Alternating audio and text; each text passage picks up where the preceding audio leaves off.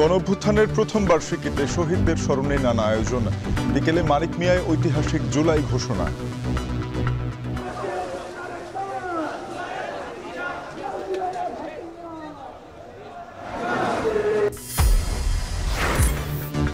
স্বৈরাচার শেখ হাসিনার পালানোর দিনেও যাত্রাবাড়ি আশুলিয়ায় চলে গণহত্যা। গণভবনমুখী জনস্রোত পরিণত হয় বিজয় মিছিলে।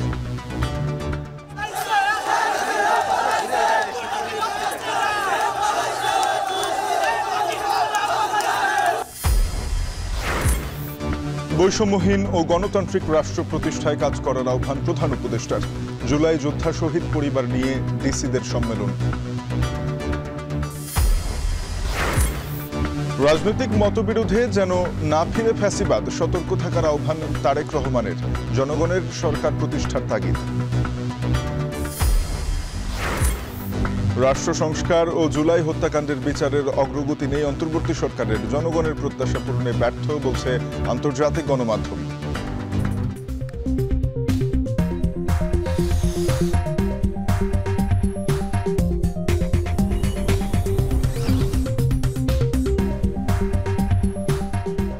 শিরোনাম শুনছিলেন, স্বাগত। এখন ঢাকায় আপনাদের সাথে আছি তানজিম শাফিন।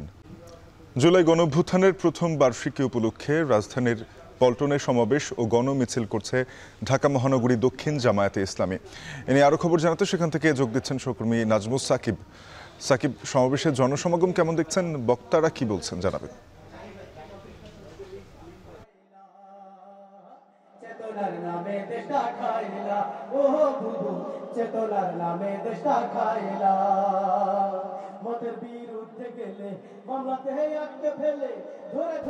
সাকিব, সমাবেশে জনসমাগম কেমন দেখছেন? বক্তারা কি বলছেন জানাবেন।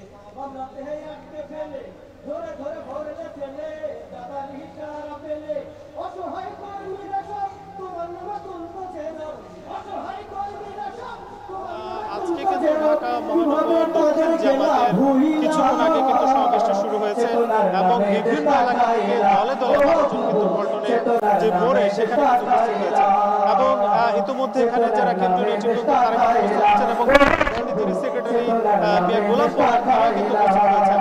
আমরা সকাল 11টা নাগাদ দেখেছি যে বিভিন্ন এলাকা থেকে কিন্তু নেতাকর্মীরা এই যে পল্টনের যে মোড় সেখানে জড়ো হয়েছেন এবং এখানে জড়ো হওয়ার পাশাপাশি আমরা দেখেছি যে তাদের পক্ষ থেকে বিভিন্ন যে দাবি দেওয়া কিংবা গত 1 বছর আগে আসলে যে বাংলাদেশের বিরুদ্ধে আসলে যে পক্ষ দাঁড়িয়েছিল এবং ছাত্র জনতার যে বিজয় হয়েছে সেসব বিষয় নিয়ে আসলে তারা কিন্তু বলছেন।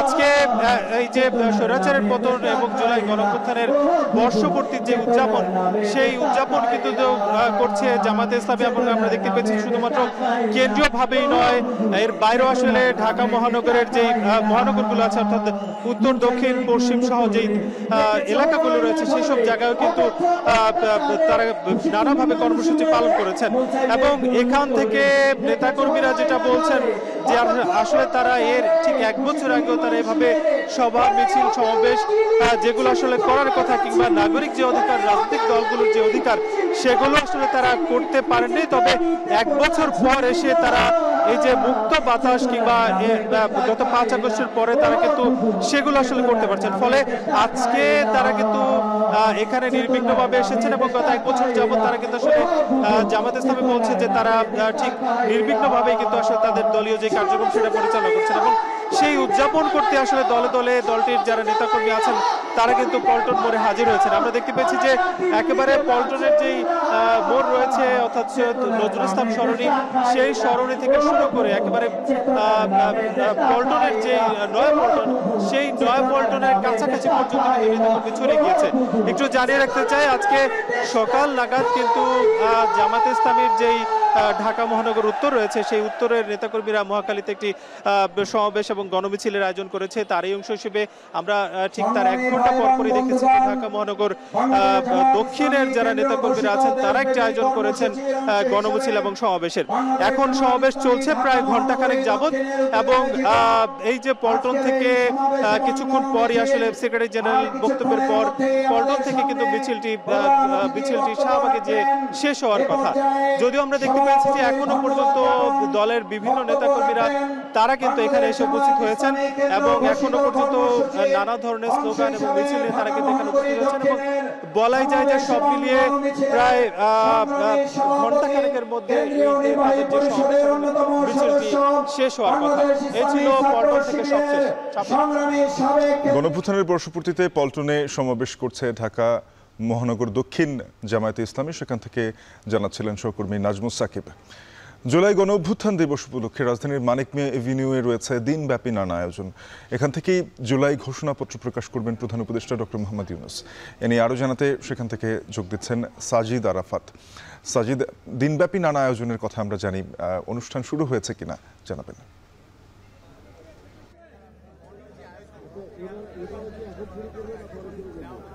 শাফিন, জুলাই পুনর্জাগরণ দিবস আজ। সেই 5 আগস্ট 2024-এ যেই ফ্যাসিবাদের পতন ঘটেছে সেটি আবারও 1 বছর ঘুরে আবারও সেই 5 আগস্ট 2025। আজকে কিন্তু এই দিনটিকে ঘিরে বিশেষ অনেকগুলো আয়োজন রয়েছে। তার মধ্যে প্রধান যে আকর্ষণ সেটি হচ্ছে এই সংসদ ভবনের সামনে মানিক মিয়া এভিনিউ যে আয়োজন, এখানে বিভিন্ন শিল্পগোষ্ঠীর যে আয়োজন, সেই আয়োজনটি বেলা 11টায় শুরু হওয়ার কথা থাকলেও কিছুক্ষণ আগেই কিন্তু এক পশলা বৃষ্টি হয়েছে, অর্থাৎ প্রকৃতির বিরূপ আচরণের কারণে সময় মতো শুরু করা যায়নি। এরই মধ্যে আমরা দেখছি স্টেজ মঞ্চ প্রস্তুত, শিল্পীরা একটু পরেই উঠবেন। সাইমুম শিল্পী গোষ্ঠীকে দিয়েই এই আয়োজন শুরু হতে যাচ্ছে আজকে। এছাড়াও কলরব শিল্পী গোষ্ঠী, ওয়ারফেজ সহ অন্যান্য যে ব্যান্ড দলগুলো রয়েছে, বিভিন্ন সঙ্গীত শিল্পীরা রয়েছে, এখানে গান পরিবেশন করবেন। বিভিন্ন কালচারাল যে সাংস্কৃতিক যে আয়োজন, সেই আয়োজনগুলো এখানে উপভোগ করবেন দর্শনার্থীরা, সেটি আমরা দেখছি। এবং এটিকে ঘিরে এরই মধ্যে অসংখ্য দর্শনার্থী কিন্তু এরই মধ্যে এসে গিয়েছেন, আমরা দেখেছি। এখন পর্যন্ত আমরা দেখছি এখানকার যে সাউন্ড সিস্টেম কিংবা অন্যান্য যে আনুষঙ্গিক কর্মকাণ্ড সেগুলো পুরোপুরি প্রস্তুত। যেহেতু একটু আগে বৃষ্টি হয়েছে, সেই বৃষ্টি বাধা উপেক্ষা করেই কিন্তু এখানে যে আজকের যে আয়োজন, সেই আয়োজনের কিন্তু কোনো ধরনের কমতি দেখছি না আমরা। এবং এখানকার যারা এসেছেন দর্শনার্থী, তাদের সাথে আমরা কথা বলেছি। তারা যেটি বলছেন, আজকের এই দিনটিকে বিভিন্নভাবে নানা আয়োজনের মধ্য দিয়ে, উৎসবের মধ্য দিয়ে তারা উদযাপন করবেন। সেই উচ্ছলতা, সেই উচ্ছ্বাস আমরা তাদের মধ্যে দেখেছি। এবং তারা যেটি বলছিলেন যে আজকে একটি এই আয়োজনের পাশাপাশি ঠিক সংসদ ভবনের পাশেই সামনেই আরেকটি বড় আয়োজন রয়েছে। বিকেলে প্রধান উপদেষ্টা ডক্টর মোহাম্মদ ইউনূস জুলাই ঘোষণাপত্র ঘোষণা করবেন আজ বিকেল 5টায়। সেটিও কিন্তু একটি কাঙ্ক্ষিত বিষয়, অর্থাৎ এই যে 1 বছর পর এসে এই জুলাই ঘোষণাপত্র ঘোষণা হবে আজকে, এটির জন্য কিন্তু অধীর আগ্রহ অপেক্ষা করছিলেন এই জুলাইয়ের যোদ্ধা যারা রয়েছেন, যারা জুলাইয়ে গণ অভ্যুত্থান করে একটি নতুন বাংলাদেশ গড়েছেন। নতুন বাংলাদেশ গড়ে নতুন শাসন ব্যবস্থা নিয়ে নতুন বন্দোবস্তের কথা যারা বলছেন, আগামী দিনে বাংলাদেশ এগিয়ে যাবে, সেই 24-এর যে জুলাই ঘোষণাপত্র সেটিকে কেন্দ্র করে, সেটিকে ঘিরে সেটি কিন্তু তারা বলছিলেন। এবং অনেকেই এখানে বলছিলেন যে আজকের এই আয়োজন ঘিরে তাদের মধ্যে বেশ আনন্দ উচ্ছ্বাস, তারা আনন্দ করার জন্য এসেছেন, আজকের দিনটিকে উদযাপন করার জন্য এসেছেন। যেহেতু 1 বছর আগে আমরা দেখেছি হাজারো প্রাণের বিনিময়ে রক্তাক্ত রাজপথ হয়েছিল, রক্তে রঞ্জিত হয়েছিল সেই ফ্যাসিবাদী শাসন ব্যবস্থার যে বিলোপ ঘটেছে। সেই লড়াইয়ে যারা ছিলেন, সেই দিন রাজপথে লড়াই করেছেন, তাদের অনেকেই এসেছেন। আহতরা এসেছেন, আহতদের পরিবার এসেছেন, নিহতদের পরিবার এসেছেন, ঢাকার বাইরে থেকে অসংখ্য মানুষ এসেছেন। ঢাকার অনেক মানুষ আমরা দেখছি এই মুহূর্তে, তরুণরা এসেছেন, বয়স্করা এসেছেন, বিভিন্ন শিশুদের দেখেছি আমরা এখানে। কিন্তু এরই মধ্যে অনেক লোক আসতে শুরু করেছেন, বিভিন্ন শ্রেণী পেশার মানুষ, একেবারে মতভেদ ভুলে। তারা যেটি বলছিলেন যে এই 1 বছর পর যে আয়োজনটি হচ্ছে আজকে, এটি নিঃসন্দেহে একটি গৌরবের আয়োজন তাদের জন্য। এবং তারা এটিও বলছেন যে জুলাই ঘোষণাপত্র কিংবা জুলাইকে কেন্দ্র করে যে সংস্কার বিচার, সেগুলো যাতে দ্রুততার সহিত এই অন্তর্বর্তী সরকার শেষ করে দ্রুততম সময়ের মধ্যে, সেটি তারা কিন্তু বলছেন। এবং আমরা দেখছি এরই মধ্যে আয়োজন কিন্তু শুরু হয়ে গিয়েছে। কিছুক্ষণ পরে হয়তো জাতীয় সঙ্গীত হবে, সাইমুম শিল্পী গোষ্ঠী রয়েছে, তারা গানে গানে এই যে আয়োজন সেটি শুরু করবে। এবং এই মুহূর্তে আমরা দেখছি, আমার পেছনে দেখতে পাচ্ছেন অনেক অসংখ্য মানুষ তারা এসেছেন। তারা যেটি বলছেন যে আমার সোনার বাংলায় বৈষম্যের ঠাঁই নেই, এমন স্লোগানে কিন্তু তারা স্লোগানে কিন্তু কণ্ঠ মেলাচ্ছেন এরই মধ্যে আমরা দেখছি। এবং তারা যেটি বলছেন, বেলা গড়ানোর সাথে সাথে আরো অসংখ্য দর্শনার্থী মানুষ এখানে আসবেন, এমনটাই প্রত্যাশা করছেন। তো এই যে আজকের আয়োজন, আনন্দ আয়োজন, আজকে যে উদযাপনের আয়োজন, সেই আয়োজন থেকে এই মুহূর্তে সবশেষ খবর ছিল আমার কাছে। এবং পরবর্তীতে আরো যেসব আয়োজন থাকবে পরবর্তী বুলেটিনে আমরা জানিয়ে দেওয়ার চেষ্টা করবো। শাফিন। জুলাই ঘোষণাপত্র প্রকাশ সহ সাংস্কৃতিক নানা আয়োজন রয়েছে মানিক মিয়া এভিনিউতে, সেখান থেকে যুক্ত হয়ে জানাচ্ছিলেন সাজিদ আরাফাত। এদিকে জুলাই গণঅভ্যুত্থান দিবস উপলক্ষে দেশের বিভিন্ন স্থানে বিজয় র্যালি, আলোচনা সভা অনুষ্ঠিত হয়েছে। শহীদদের স্মরণে বিভিন্ন ধর্মীয় উপাসনালয়ে প্রার্থনা করা হয়। সকালে রংপুর বেগম রোকেয়া বিশ্ববিদ্যালয়ে বর্ণাঢ্য র্যালি অনুষ্ঠিত হয়। অংশ নেন শিক্ষক, শিক্ষার্থী, কর্মকর্তা, কর্মচারী থেকে শুরু করে সকলেই। এর আগে নগরীর টাউন হলের সামনে নবনির্মিত জুলাই স্মৃতিস্তম্ভে শ্রদ্ধা নিবেদন করেন প্রশাসনের ঊর্ধ্বতন কর্মকর্তা, কর্মচারী সহ সরকারি বেসরকারি বিভিন্ন সংস্থা। এদিকে চট্টগ্রামে জুলাই শহীদদের কবর জিয়ারতের মধ্য দিয়ে শুরু হয় অভ্যুত্থানের বিজয়ের দিনের কর্মসূচি। অংশ নেয় বিভাগীয় কমিশনার, পুলিশ কমিশনার, জেলা প্রশাসন, সরকারি বিভিন্ন দপ্তর ও সাধারণ মানুষ। ময়মনসিংহে গণঅভ্যুত্থানের শহীদদের স্মরণে পুষ্পস্তবক অর্পণ, বিজয় মিছিল, কনসার্ট সহ নানা আয়োজন করা হয়েছে। খুলনায় জেলা প্রশাসনের আয়োজনে পালিত হয়েছে নানা কর্মসূচি। নগরের শিববাড়ি মোড়ে জুলাই শহীদ স্মৃতিস্তম্ভে পুষ্পস্তবক অর্পণ করা হয়। এ সময় নতুন বাংলাদেশ বিনির্মাণে সকল ভেদাভেদ ভুলে একসাথে কাজ করার আহ্বান জানানো হয়। এরপর একটি সাইকেল র্যালি নগরীর বিভিন্ন সড়ক প্রদক্ষিণ করে। বরিশালে জুলাই গণঅভ্যুত্থান দিবসে শহীদদের স্মরণে দেয়ালচিত্র ও সবুজায়ন কর্মসূচি উদ্বোধন করা হয়। আয়োজনে আগতরা বৈষম্যহীন ও দুর্নীতিমুক্ত আগামী বাংলাদেশের প্রত্যাশা ব্যক্ত করেন।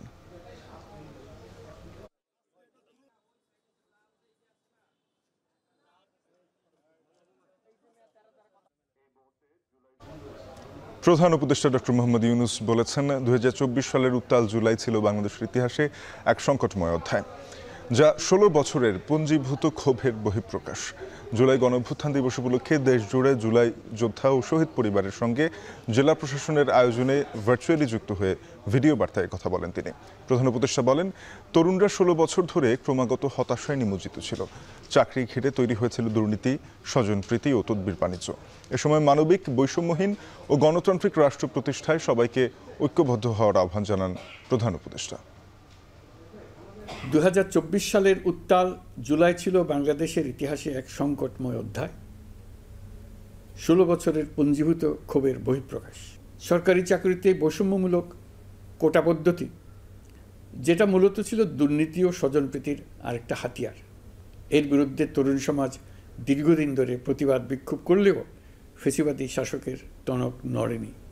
দীর্ঘ এই সময় প্রতিটি সেক্টরে মাফিয়াতন্ত্র কায়েম করে একটি সুবিধাভোগী শ্রেণী তৈরি করা হয়েছিল।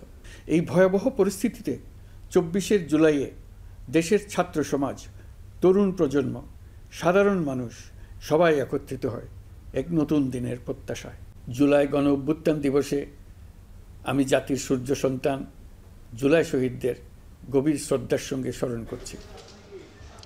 জুলাই গণঅভ্যুত্থান দিবস উপলক্ষে সিলেটে শুরু হয়েছে শহীদ পরিবার ও জুলাই যোদ্ধাদের সম্মেলন অনুষ্ঠান।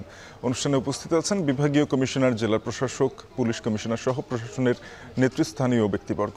বিস্তারিত জানাতে জেলা শিল্পকলা একাডেমি থেকে যুক্ত হয়েছেন সন্দীপন শুভ। শুভ, আয়োজনের বিস্তারিত জানাবেন আমাদের। সন্ত্রাসী ভূমিকায় অবতীর্ণ হয়েছেন, তখন আমাকে কুকুরের মতো আজ একটি ঐতিহাসিক দিন। আপনি জানেন যে ঠিক এক বছর আগে কিন্তু নতুন বাংলাদেশের সূচনা হয়েছিল সেই 5 আগস্টে, এবং আজকে সেই 5 আগস্টের গণঅভ্যুত্থান দিবস, এবং এই দিবসকে সামনে রেখে কিন্তু সিলেটে নানা আয়োজন রয়েছে। এবং সেই বর্ণিল আয়োজনের মধ্যে এই মুহূর্তে যেটি চলছে সেটি হচ্ছে জুলাই গণঅভ্যুত্থান দিবস উপলক্ষে শহীদ পরিবার এবং জুলাই যোদ্ধাদের সম্মিলন অনুষ্ঠান। এবং এই অনুষ্ঠানে ভার্চুয়ালি যুক্ত ছিলেন মাননীয় প্রধান উপদেষ্টা ডক্টর মোহাম্মদ ইউনূস। তিনি কিন্তু ভার্চুয়ালি যুক্ত ছিলেন, এবং এছাড়াও কিন্তু সিলেটের বিভাগীয় কমিশনার, জেলা প্রশাসক, পুলিশ কমিশনার, পুলিশ সুপার সহ প্রশাসনের ঊর্ধ্বতন কর্মকর্তা রয়েছেন। এবং এখানে 14টি জুলাই শহীদ পরিবার কিন্তু শহীদ পরিবার সদস্যরা কিন্তু তারা রয়েছেন, এবং তাদেরকেও কিন্তু সসম্মানে মঞ্চে স্থান দেওয়া হয়েছে এবং তাদের কথা শোনা হচ্ছে। এবং বিশেষ করে আহত যারা হয়েছেন, যারা পঙ্গু হয়েছেন, তারা এই যে জুলাই আন্দোলনের যে বিশেষ সময়গুলিতে তারা নিবেদিতভাবে কাজ করে গেছেন, যারা আন্দোলনে স্বতঃস্ফূর্তভাবে অংশগ্রহণ করেছিলেন এবং তাদেরকে কিন্তু সসম্মানে আজকে ফুলের শুভেচ্ছায় তারা এখানে সম্মানিত করেছেন, এবং তাদের বক্তব্য কিন্তু এই মুহূর্তে চলছে। এছাড়াও আমি আরেকটু জানিয়ে রাখতে চাই, সিলেটে কিন্তু এই অনুষ্ঠানের পাশাপাশি কিন্তু আরো কয়েকটি অনুষ্ঠান চলছে। প্রথমেই আজকে জুলাই শহীদদের স্মরণে কিন্তু জুলাই শহীদের কবর জিয়ারত হয়েছে, এবং কবর জিয়ারতের পরপর কিন্তু বিভিন্ন বিশ্ববিদ্যালয়, বিশেষ করে শাহজালাল বিজ্ঞান ও প্রযুক্তি বিশ্ববিদ্যালয়ে একটি র্যালি অনুষ্ঠিত হয়েছে। এছাড়াও আলোচনা সভা ছিল এবং আমরা জানি যে সারাদিন কিন্তু বিভিন্ন রাজনৈতিক দল, বিশেষ করে বিএনপি এবং জামায়াত সহ তাদের অঙ্গ সংগঠনের নানা প্রোগ্রাম কিন্তু আজকে রয়েছে। এবং বাদ আসর আমরা যতটুকু জানতে পেরেছি যে বিশেষ দোয়া মাহফিল অনুষ্ঠিত হবে, যেটি হযরত শাহজালাল রহমতুল্লাহি আলাইহি দরগা প্রাঙ্গণে। এবং আজকে কিন্তু আমরা দেখতে পাচ্ছি যে বেশ সুন্দরভাবে বর্ণিলভাবে কিন্তু এই আয়োজনগুলো হচ্ছে। এবং যারা এখানে আহতরা রয়েছেন তারা বলছেন যে আসলে যে বাংলাদেশের জন্য তারা লড়াই করেছিলেন, সেই বাংলাদেশ যেন প্রতিষ্ঠা কোনো ধরনের বৈষম্য যেন না হয়, আর যেন ফ্যাসিবাদের জন্য উত্থান না হয় এই দেশে, এমনটাই তারা বলছেন। তো এই ছিল আসলে আজকের এই জুলাই সম্মান অনুষ্ঠান থেকে আমার কাছে সবশেষ। সিলেট থেকে যুক্ত হয়েছিলেন সন্দীপন শুভ। রাজনৈতিক মতবিরোধ বা ভিন্নতার কারণে ফ্যাসিবাদ যেন ফিরে না আসে সেই ব্যাপারে সতর্ক থাকতে দলগুলোর প্রতি আহ্বান জানিয়েছেন বিএনপির ভারপ্রাপ্ত চেয়ারম্যান তারেক রহমান। জুলাই গণঅভ্যুত্থান দিবস উপলক্ষে ফেসবুক লাইভে তিনি এই আহ্বান জানান। তারেক রহমান ভোটের মাধ্যমে জনগণের সরকার প্রতিষ্ঠার তাগিদ দেন। জাতীয় ঐক্য বহাল আছে জানিয়ে ভবিষ্যতেও তা থাকবে বলে আশা প্রকাশ করেন তিনি। অন্তর্বর্তী সরকারের ব্যর্থতা খুঁজতে কৌশলে স্বৈরাচারের পক্ষে সাফাই গাওয়া গ্রহণযোগ্য নয় বলে মন্তব্য করেন বিএনপির ভারপ্রাপ্ত চেয়ারম্যান। তার থেকে আরম্ভ করে জাতীয় সংসদ পর্যন্ত প্রতিটি স্তরে জনগণ যখন সরাসরি নিজের পছন্দের প্রার্থীকে নিজের ভোট প্রয়োগ করে প্রতিনিধি নির্বাচন না করবে, সরকার গঠন কিংবা সরকার পরিবর্তনের ক্ষমতা অর্জন করতে না পারবে, ততদিন পর্যন্ত রাষ্ট্র এবং সরকারে জনগণের ক্ষমতা প্রতিষ্ঠিত হবে না। কেউ আইন নিজের হাতে তুলে নেবেন না, মব ভায়োলেন্সকে উৎসাহিত করবেন না, নারীর প্রতি সহিংস আচরণ করবেন না, অন্যের স্বাধীনতার প্রতি শ্রদ্ধাশীল থাকুন। একজন মায়ের চোখে বাংলাদেশ যেমন, আমরা তেমন একটি বাংলাদেশ গড়তে চাই। একটি দল মুখে সংস্কার মানার কথা বলেও মনে তাদের ভিন্ন ভাবনা। আগামী দিনে অবৈধ কাজ করার জন্যই পিআর পদ্ধতিতে তারা নির্বাচন চায় না বলে মন্তব্য করেছেন জামায়াতে ইসলামীর নায়েবে আমির সৈয়দ আবদুল্লাহ মোহাম্মদ তাহের। সকালে জুলাই গণঅভ্যুত্থানের প্রথম বার্ষিকী উপলক্ষে রাজধানীর মহাখালীতে ঢাকা মহানগরী উত্তর জামায়াতের গণমিছিলের আগে এই মন্তব্য করেন তিনি। বলেন, গতানুগতিক পদ্ধতিতে নির্বাচনে মানুষের অধিকার বাস্তবায়ন হয় না, তাই প্রতিনিধিত্বমূলক পদ্ধতিতে নির্বাচন দিতে হবে।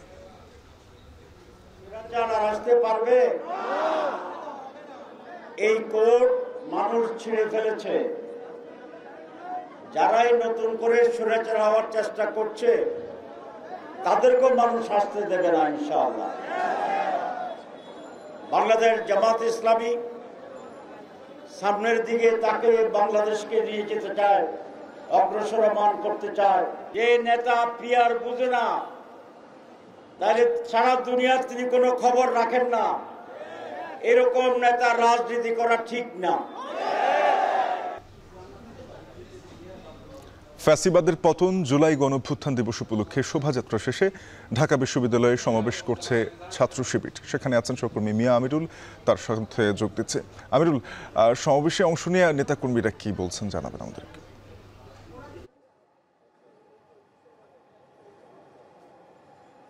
শাপিন, আমি কিন্তু সমাবেশের শুরু থেকে ছিলাম। নেতাকর্মীদের কণ্ঠে যেমনটি উঠে এসেছে মূলত যে জুলাই গণঅভ্যুত্থানের এক মাস পেরিয়ে যাওয়ার পরও যাদের যে ভাবনাগুলো ছিল, যে জনমানুষের যে ভাবনাগুলো ছিল, মানুষের যে আকাঙ্ক্ষা বিষয়গুলো ছিল, সেগুলো কিন্তু পূরণ হয়নি। তারা কিন্তু সমাবেশ পরবর্তী বক্তব্যে সেটি জানিয়েছিলেন। এবং পরবর্তীতে বর্তমানে আমরা রয়েছি টিএসসির প্রাঙ্গণে। এখানটা আপনি যেমনটি লক্ষ্য করছেন যে জুলাই গণঅভ্যুত্থানের যে নেতৃত্ব কিংবা যে বিষয়গুলো, কর্তৃত্বের জায়গার বিষয়গুলো, যে নির্দেশনাগুলো এসেছিল মূলত গণভবন থেকে, সেই গণভবনের প্রতীকী একটি গণভবন এখানটায় প্রদর্শিত করা হয়েছে। এর পাশেই মূলত আরেকটি প্রদর্শনী আমরা দেখতে পাচ্ছি যে ৩৬ জুলাই এক্সপ্রেস, মূলত যেখানটায় যে জুলাই আন্দোলনে যারা শহীদ হয়েছে সেই সাথে আহত হয়েছে তাদের কিন্তু বিভিন্ন ধরনের যে কর্মযোগ্য কিংবা তাদের যে অবদান সেটি কিন্তু তুলে ধরা হয়েছে। আমরা আপনাকে যদি আরেকটু বিষয় দেখানোর চেষ্টা করি, আপনি হয়তো লক্ষ্য করছেন এখানটায় কিন্তু বিভিন্ন বয়সী মানুষ, বিভিন্ন ধর্ম বর্ণ নির্বিশেষে সকলেই কিন্তু এখানটায় প্রদর্শনী যেগুলো রয়েছে সেগুলো দেখছেন। এবং কিছু আগেই কিন্তু মূলত সমাবেশ শেষ হয়ে বর্তমানে টিএসসিতে ছাত্র শিবিরের কর্মসূচি চলছে। এখন আপনি যেমনটি লক্ষ্য করছেন যে প্রদর্শনীর কার্যক্রম, এবং ভেতরেই মূলত চলছে কিন্তু আলোচনা সভা, যেটি কিনা কিছুক্ষণ পরে শুরু হবে। আর এই যে প্রদর্শনী, সেই প্রদর্শনীর মধ্য দিয়ে যে এখানটায় মূলত গণভবনের প্রতীকী গণভবনের ভিতরে আমরা যে বিষয়টি লক্ষ্য করেছি যে ফ্যাসিবাদী আমলের কিংবা ফ্যাসিবাদী কাঠামোর যে বর্ণনা কিংবা যেই বিষয়গুলো, যে নির্দেশনাগুলো মূলত গণভবন থেকে এসেছিল, সেই গণভবনের বিষয়গুলো কিন্তু সেখানটায় প্রদর্শিত করা হয়েছে। এবং আরেকটু যদি আমরা একটি পথ ধরে এগিয়ে আপনাকে দেখানোর চেষ্টা করি, এখানটা আপনি লক্ষ্য করছেন যে মূলত যে ফ্যাসিবাদী আমলের বলা হয়ে থাকে যে মূলত বিডিআর হত্যা, সেই হত্যা দিয়েই কিন্তু মূলত এখানটায় তারা একটি সারিবদ্ধভাবে বেশ কিছু দেয়ালিকা তারা কিন্তু এখানটায় প্রদর্শনী করেছেন। সেই সাথে বিগত সময়ের যে নির্বাচনগুলো বিতর্কিত বলা হয়েছিল, সেই নির্বাচনের বিষয়গুলো কিন্তু এখানটায় বিভিন্নভাবে প্রদর্শিত করা হচ্ছে। এবং এখানটায় যে বিষয়টি দেখানো হচ্ছে যে মূলত যে ফ্যাসিবাদী আমলে যে শেখ হাসিনা সরকার বিগত 16টি বছর যে মানুষের মাঝে কিংবা মানুষকে বিভিন্নভাবে যে দমন নিপীড়ন করেছে, সেই বিষয়গুলো কিন্তু এখানটায় তুলে ধরা হয়েছে। এবং এর মধ্য দিয়ে আমরা যে বিষয়টি দেখতে পাচ্ছি বা ছাত্র শিবিরের নেতৃবৃন্দ যে বিষয়টি বলছেন যে মূলত যে এর মধ্য দিয়ে মানুষকে সচেতন করা হচ্ছে এবং 1 বছর পেরিয়ে গেলেও তথা গণঅভ্যুত্থান 1 বছর পেরিয়ে যাওয়ার পরও যে ফ্যাসিবাদী কাঠামো কিংবা প্রশাসনে ফ্যাসিবাদী লোক রয়ে গেছে, সেই বিষয়ে কিন্তু তারা প্রতিবাদ জানাচ্ছেন। এবং আপনি দেখতে পাচ্ছেন যে এখানটা বিভিন্ন বয়সী মানুষ তারা কিন্তু প্রদর্শনীগুলো দেখছেন। শাফিন, এই ছিল আমার কাছে টিএসসি প্রাঙ্গণ থেকে ছাত্র শিবিরের প্রদর্শনী সবশেষ। গণঅভ্যুত্থানের বর্ষপূর্তিতে ছাত্র শিবিরের আয়োজন নিয়ে ঢাকা বিশ্ববিদ্যালয় থেকে জানাচ্ছিলেন মিয়া আমিরুল। জুলাই ঘোষণাপত্র পাঠ উপলক্ষে ছাত্র জনতাকে নিয়ে নরসিংদী থেকে ঢাকায় আসবে বিশেষ ট্রেন। এ নিয়ে আরও জানাতে নরসিংদী রেল স্টেশন থেকে যুক্ত হয়েছেন রাকিবুল ইসলাম। রাকিবুল, জানাবেন বিশেষ ট্রেনে ছাত্র জনতার ভিড় কেমন দেখছেন, আর ট্রেনটি কখন ঢাকার উদ্দেশ্যে ছাড়বে? আপনি যেমনটি বলছিলেন যে বিশেষ করে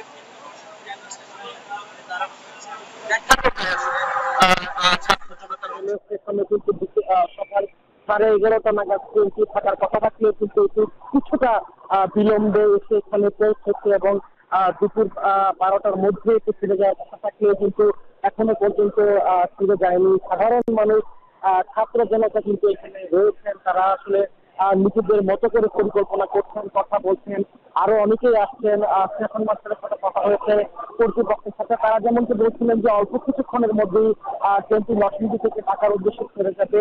এছাড়া এই যে বিশেষ ট্রেন নিয়ে যদি কথা বলি, যে নরসিংদীর এই ট্রেনটি সহ সারা দেশের মোট 8 জোড়া ট্রেন কিন্তু আজকের জন্য বরাদ্দ করেছে সরকার। অতি দ্রুত এবং নির্দিষ্ট সময়ের মধ্যে তারা যেন রাজধানী ঢাকায় পৌঁছাতে পারে, সেজন্য এই বিশেষ ট্রেনের ব্যবস্থা। বলা হচ্ছে যে দুপুর 2টা থেকে 3টার মধ্যে কিন্তু সকলকে যে জুলাই ঘোষণাপত্র পাঠের অনুষ্ঠান সেখানে পৌঁছাতে হবে, যার কারণে সকলেই যাতে নির্বিঘ্নে পৌঁছাতে পারে এবং কোনো প্রকার ঝামেলাহীনভাবেই যাতে পৌঁছাতে পারে, সেজন্য কিন্তু এই বিশেষ ট্রেনের ব্যবস্থা করা হয়েছে। নরসিংদী রেলওয়ে স্টেশনে এই মুহূর্তে আমি রয়েছে নরসিংদী রেলওয়ে স্টেশনের 2 নং প্ল্যাটফর্মে। এখানে কিন্তু সাধারণ মানুষ আসছেন, তারা নিজেদের মতো করে কথা বলছেন, ট্রেনে উঠছেন এবং বেশ কয়েকজন জুলাই যোদ্ধার সাথে আমার কথা হয়েছে। তারা আমাদেরকে যেমনটি জানিয়েছেন যে জুলাই ঘোষণাপত্র পাঠের যে অনুষ্ঠান, সেই অনুষ্ঠানে যোগ দেওয়ার জন্যই তারা মূলত আজকে যাচ্ছেন। তো এখনো কিন্তু কিছুক্ষণের মধ্যে ছেড়ে যাবে। এই ছিল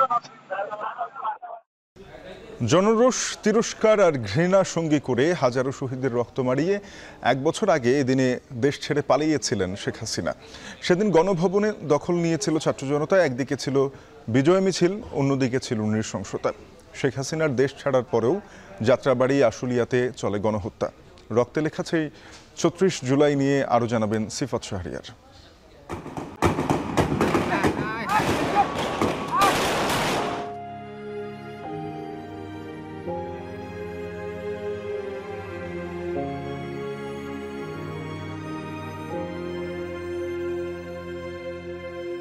মাথায় গুলি করে মারছে ভাই, কে বলে শোনি একটা ভাই, আরো 3 জন স্পট ডেড ভাই, এই নিতে 4 জন। ভাইয়ের লাশের সুরতহাল বাদ দিয়ে বুলেটে বিদীর্ণ বুক নিয়ে কাটাতার তাজা রক্ত, দমবন্ধ টিয়ার গ্যাস মারিয়ে গণভবনের কয়েক গজে যখন মুক্তিকামীরা, সূর্য তখন মগজে। গণভবনের দরজা খোলা,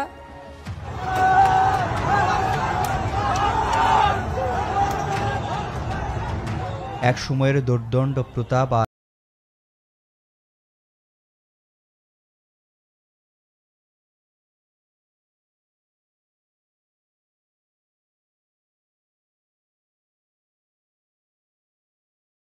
খবর। Bangladesh Prime Minister has resigned and left the country. She has actually already left the country.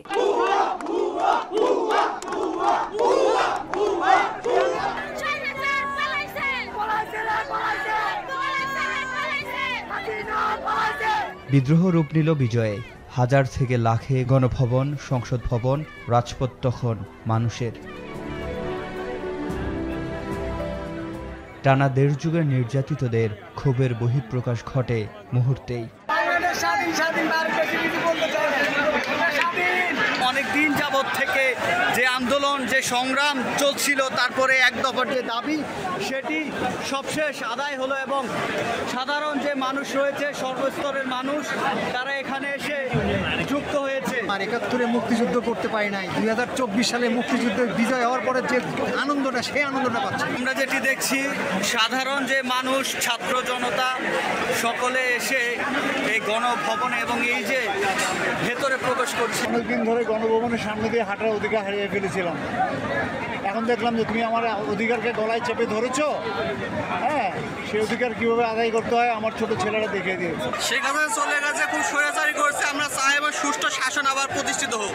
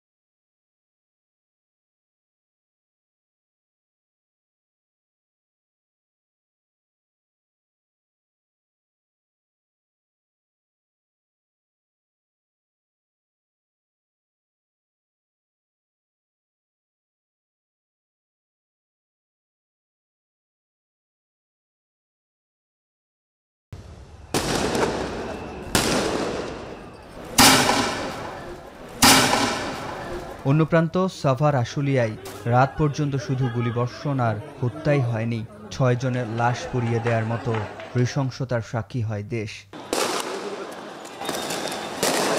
এর আগে কারফিউ ভাঙতে বিচ্ছিন্নভাবে হত্যাযজ্ঞ চলে শহরের বিভিন্ন পয়েন্টে।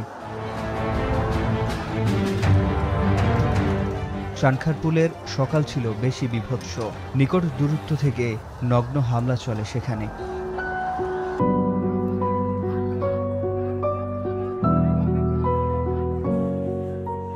এমন তাজা রক্ত, মগজ দিয়ে আজন্ম পঙ্গুত্ব বরণ করে নিয়ে ক্ষমতা মারিয়ে যে বিজয়, সেটিই তো জুলাই। ৩৬ জুলাই। সিফাত শাহরিয়ার, এখন ঢাকা। জুলাই অভ্যুত্থানে ইসলামপন্থীদের অবদানের স্বীকৃতি না দেয়ায় তাদের অবদান তুলে ধরে শাপলা চত্বরে ইন্তিফাদা বাংলাদেশ গণজামায়াত চলছে। সেখানে আছেন সহকর্মী রাব্বি হোসেন, আরও জানবো তার কাছ থেকে। রাব্বি, গণজামায়াত থেকে কি দাবি তোলা হয়েছে বিস্তারিত জানাবেন আমাদের।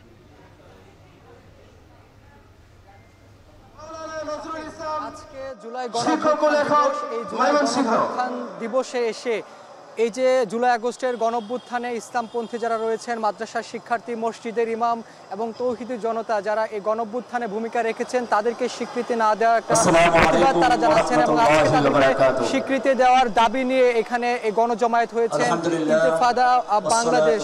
তারা মূলত এখানে কয়েকটি দাবি করছেন যে জুলাই গণঅভ্যুত্থানে সহ নানা আন্দোলন সংগ্রামে ইসলামপন্থীদের অবদান ছিল। নানা সময়ে তারা গুম, নির্যাতনের শিকার হয়েছেন। আওয়ামী লীগের আমলে দীর্ঘ ১৫ বছর তারা নির্যাতনের শিকার হয়েছেন। বিশেষ করে যারা ইসলামপন্থী ছিলেন, জঙ্গি ট্যাগ দিয়ে তাদেরকে নির্যাতন করা হয়েছে, যার কারণে তারা বিচার চেয়েছেন। এই যে শেখ হাসিনা সহ যারা এই হত্যাকাণ্ডের সঙ্গে জড়িত ছিলেন, তাদের বিচারের দাবি জানাচ্ছেন। পাশাপাশি যাদেরকে দীর্ঘদিন নির্যাতন করা হয়েছে, গুম করা হয়েছে, অনেককে ধর্ষণ করা হয়েছে, যেই আওয়ামী সন্ত্রাসীরা তাদের এই গুম নির্যাতনের সঙ্গে জড়িত তাদেরকে মূলত গ্রেফতার করে বিচারের আওতায় আনার দাবি জানাচ্ছেন। পাশাপাশি জুলাই গণঅভ্যুত্থানে যারা মাদ্রাসা শিক্ষার্থী, মসজিদের ইমাম, তৌহিদি জনতা, আলেম ওলামা যারা অংশ নিয়েছেন তাদেরকে স্বীকৃতি দেওয়ার জন্য তারা মূলত আজকের এখানে গণজমায়েত করছেন। এখানে শুধু ঢাকা থেকে নয়, ঢাকার বাইরে থেকে বিভিন্ন জেলা শহর থেকে আগতরা এসেছেন, এখানে বক্তব্য দিচ্ছেন। তারা মূলত জঙ্গি নাটক সাজিয়ে তাদেরকে যে দমন নিপীড়ন করা হয়েছে সেই প্রতিবাদ তারা জানাচ্ছেন। দীর্ঘ 15 বছর, অর্থাৎ 15 বছর ধরে তাদেরকে অত্যাচার করা হয়েছে। 5 আগস্টের পর যেখানে নতুন আরেকটি বাংলাদেশের স্বপ্ন দেখছেন এই সাধারণ মানুষ, ইসলামপন্থীরা, সেখানে তাদেরকে স্বীকৃতি না দেওয়া এক ধরনের প্রহসন। তারা বলছেন যে শুধু স্কুল কলেজের শিক্ষার্থীরাই নয়, তাদের বিভিন্ন মাদ্রাসা শিক্ষার্থীরা, অনেক আলেম ওলামা এই যে জুলাই গণঅভ্যুত্থানে ভূমিকা রেখেছেন, অনেকে আহত হয়েছেন, অনেকে মাদ্রাসা শিক্ষার্থী নিহত হয়েছেন, এই কথাগুলো তারা তুলে ধরছেন। অর্থাৎ জুলাই গণঅভ্যুত্থানে তাদের কি অবদান ছিল, অবদান ছিল সেটি আসলে তারা তুলে ধরছেন। তারা আজকের এই সমাবেশে এখানে যারা প্রধান অতিথি রয়েছেন তারা এখনো আসেননি, তারা কিছুক্ষণের মধ্যে এসে তাদের যে দাবিগুলো রয়েছে সেই দাবিগুলো তারা তুলে ধরবেন। পাশাপাশি এখনো বলছেন যে এই যে ফেসিবাদের যে পতন হয়েছে, দীর্ঘ 15 বছর ধরে যারা বাংলাদেশে ফেসিবাদ কায়েম করেছিল তাদের মূলত এখনো ফেসিবাদের যে উৎপাদন সেটি করে, অর্থাৎ ফেসিবাদকে পুনরায় আবারও যাতে এই বাংলাদেশে আসতে না পারে সেই কথা তারা আজকের এই যে গণজমায়েত থেকে বলছেন। এবং এখানে আগত যারা আলেম ওলামা রয়েছে তারা এই দাবি করছেন। আমার কাছে শাপলা চত্বর থেকে সবশেষ খবর। মানবতাবিরোধী অপরাধের দায়ে শেখ হাসিনার প্রতীকী ফাঁসি কার্যকর করেছে জুলাই ঐক্য নামের একটি সংগঠন। সকালে প্রেস ক্লাবের সামনে প্রতীকী আন্তর্জাতিক অপরাধ ট্রাইব্যুনালে রায় দেওয়া হয়, এরপর ফাঁসি কার্যকর করা হয়।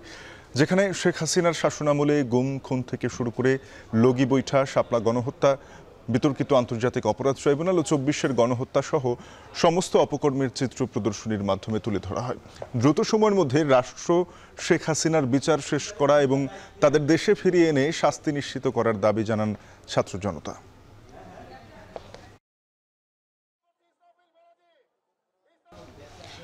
পদ্মার ভাঙনে শরীয়তপুরের জাজিরায় 110 মিটার এলাকা ধসে গেছে, নদীগর্ভে বিলীন হয়েছে মসজিদের দোতলা ভবন। এ বিষয়ে বিস্তারিত জানাতে সেখানে আছেন কাজী মনিরুজ্জামান। মনির, পদ্মায় ভাঙনের সবশেষ অবস্থা কি? ভাঙন প্রতিরোধে কোনো ব্যবস্থা নেওয়া হয়েছে কিনা এখনো?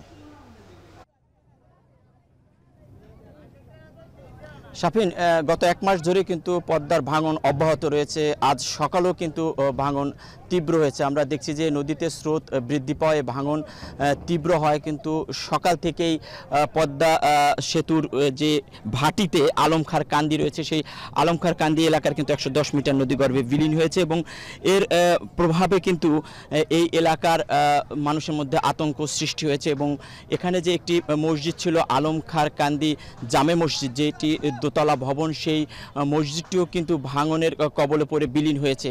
আজ সকালেও এই মসজিদে কিন্তু নামাজ পড়েছেন এই এলাকার মুসল্লিরা। ফজরের নামাজ আদায় করে তারা যখন বের হয়েছেন তখন দেখছেন যে এই আশপাশে ভাঙন তীব্র হয়েছে, গাছপালা এবং আশপাশের যেই এলাকা ভাঙছে, তখন তারা এলাকা থেকে একটু সরে যায়। কিছুক্ষণের মধ্যেই কিন্তু এই দোতলা ভবনটি ভেঙে যায় এবং এর ধ্বংসাবশেষ কিছু কিন্তু এখনও রয়ে গেছে।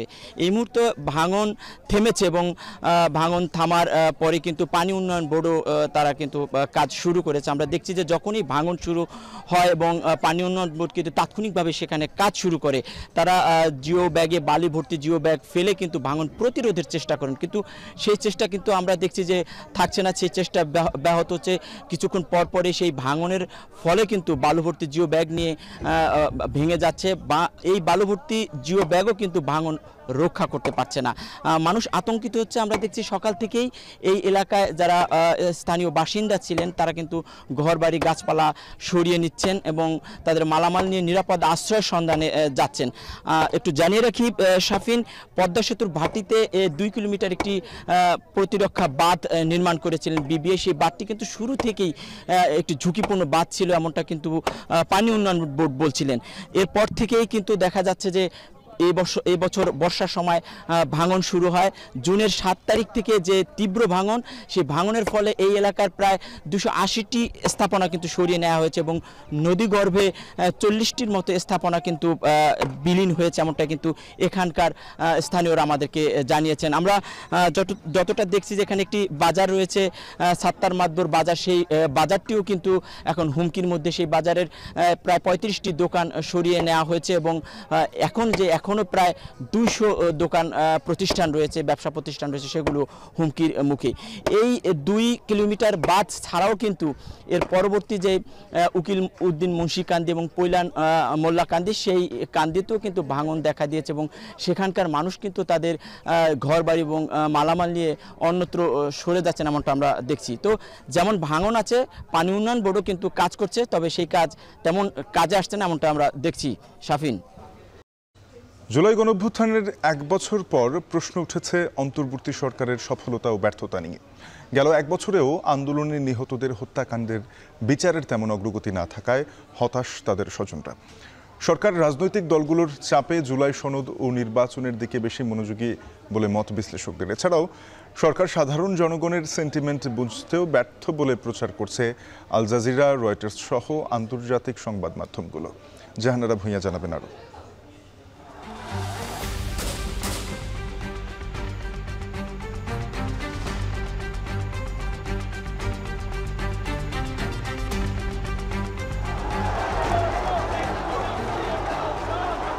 5 আগস্ট 2024 ছাত্র জনতার তুমুল আন্দোলনের মুখে পদত্যাগ করতে বাধ্য হন প্রধানমন্ত্রী শেখ হাসিনা।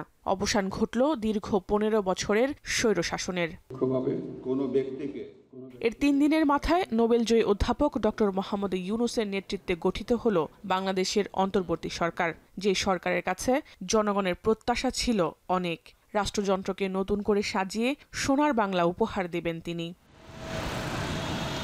জুলাই আন্দোলনের 1 বছর পর এবার সময় এসেছে সেই হিসেব কষার। গত এই 12 মাসে জনগণের প্রত্যাশা কতটুকু পূরণ করতে পেরেছেন ইউনূস সরকার?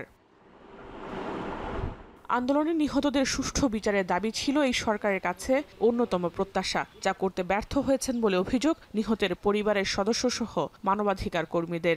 বাচ্চারা যেই লক্ষ্যে জীবন দিল সেইভাবে দেশ গড়ার বা সেই রকম দেশের জন্য একটা পরিবর্তন বা একটা স্বৈরাচার মুক্ত, দুর্নীতি মুক্ত, যেখানে কোনো গুম খুন হত্যা থাকবে না, টেন্ডারবাজি থাকবে না, এইরকম একটা সুন্দর বাংলাদেশ তারা চেয়েছিল। কিন্তু আমরা কিন্তু সেই সুন্দর বাংলাদেশের প্রত্যাশা এখন মনে হয় আমরা হারিয়ে ফেলতে চলেছি। আমার না খালি ওই একটাই আমার আশা যে আল্লাহ আমাকে যেন ততদিন বাঁচায় রাখেন যে আমি ওই খুনিটাকে দেখে যেতে পারি। এই মামলাগুলোকে অগ্রাধিকার দেওয়া দরকার ছিল সরকারের পক্ষ থেকে এবং তদন্তকারী সংস্থাগুলো পক্ষ থেকে, এবং এটি যদি মোটামুটি সময়কে বিবেচনা নিয়ে করা হতো তাহলে 6 মাস থেকে 7 মাসের ভিতর আমরা চার্জশিট দাখিল করতে দেখতাম। কিন্তু দুর্ভাগ্যজনক হচ্ছে যে এর এখন পর্যন্ত তদন্ত সম্পন্ন হয়েছে এটা বলা যাচ্ছে না। গত 1 বছরেও সরকার জনগণের সেন্টিমেন্ট বুঝতে পারেনি। সাধারণের কাছ থেকে যোজন যোজন দূরে থেকে এলিস্টানির সঙ্গে আলোচনা করেই যে কোনো সিদ্ধান্ত নেন তারা, এমনটাই অভিযোগ এই বিশ্লেষকের। The government has not necessarily tried to interact with the citizens. It's mostly about experts. It's mostly about the elites. So who has actually running the whole process? The citizens' engagement within the whole process is extremely limited. July আন্দোলনের উপর ভিত্তি করে গড়ে ওঠা এই সরকার জনগণের প্রত্যাশা পূরণে ব্যর্থ হয়েছে বলে উঠে এসেছে বিভিন্ন আন্তর্জাতিক সংবাদ মাধ্যমেও। আল জাজিরা, রয়টার্স সহ বিভিন্ন গণমাধ্যম বিষয়টি গুরুত্বের সঙ্গে তুলে ধরেছে। রাষ্ট্রযন্ত্রের দৃশ্যমান সংস্কারের পরিবর্তে রাজনৈতিক দলগুলোর চাপে তাদের স্বার্থের দিকেই বেশি মনোযোগী হতে হয়েছে ইউনূস সরকারকে, এমনটাই বলা হয়েছে আল জাজিরার প্রতিবেদনে। এছাড়াও দেশব্যাপী এখনও মব ভায়োলেন্সের মাধ্যমে অস্থিরতা চলছে, যা নিয়ন্ত্রণে কার্যকর ভূমিকা দেখাতে পারছে না অন্তর্বর্তী সরকার প্রশাসন। এসব ঘিরে তাই এই সরকারের প্রতিও আস্থা কমেছে জনগণের।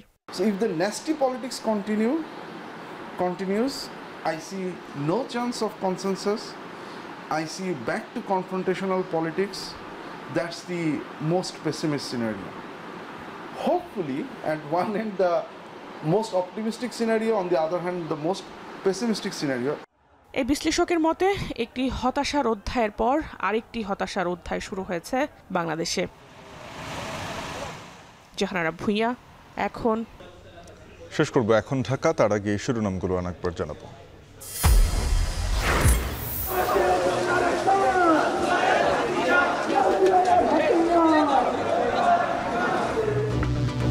জুলাই গণঅভ্যুত্থানের বর্ষপূর্তিতে নানা আয়োজন। বিকেলে মানিক মিয়া অ্যাভিনিউয়ে জুলাই ঘোষণাপত্র পাঠ, রাজধানী সহ সারা দেশে শহীদদের স্মরণ। স্বৈরাচার শেখ হাসিনার পালানোর দিনেও যাত্রাবাড়ি আশুলিয়ায় চলে গণহত্যা। 5 আগস্ট গণভবনমুখী জনস্রোত পরিণত হয় বিজয় মিছিলে।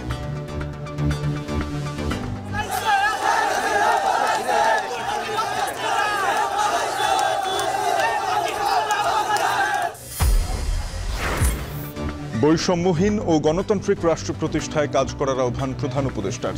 জুলাই যোদ্ধা শহীদ পরিবার নিয়ে ডিসিদের সম্মেলন। রাজনৈতিক মতবিরোধে যেন ফিরে না আসে ফ্যাসিবাদ, সতর্ক থাকার আহ্বান তারেক রহমানের। জনগণের সরকার প্রতিষ্ঠার তাগিদ। রাষ্ট্র সংস্কার ও জুলাই হত্যাকাণ্ডের বিচার অগ্রগতি নেই অন্তর্বর্তী সরকারের। জনগণের প্রত্যাশা পূরণে ব্যর্থ বলছে আন্তর্জাতিক গণমাধ্যম। এই ছিল এখন ঢাকায়। এখন টেলিভিশনের ওয়েবসাইট দেখতে ভিজিট করুন www.এখন.tv। যুক্ত থাকুন ফেসবুকে facebook.com/tv.এখন এবং ইউটিউবে দেখতে চোখ রাখুন youtube.com/c/এখন TV।